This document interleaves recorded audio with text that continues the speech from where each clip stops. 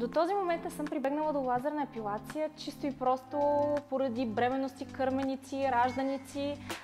Едвам се напасвах с децата, свободно време. Това много ме натоварваше.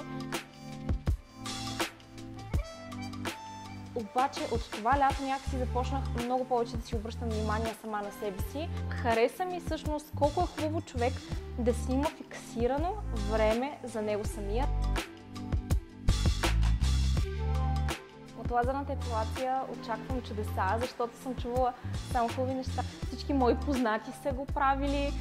И аз се чувствам, като че ли съм изключена от един супер ексклузивен клуб и сега нямам търпение да вляза в него.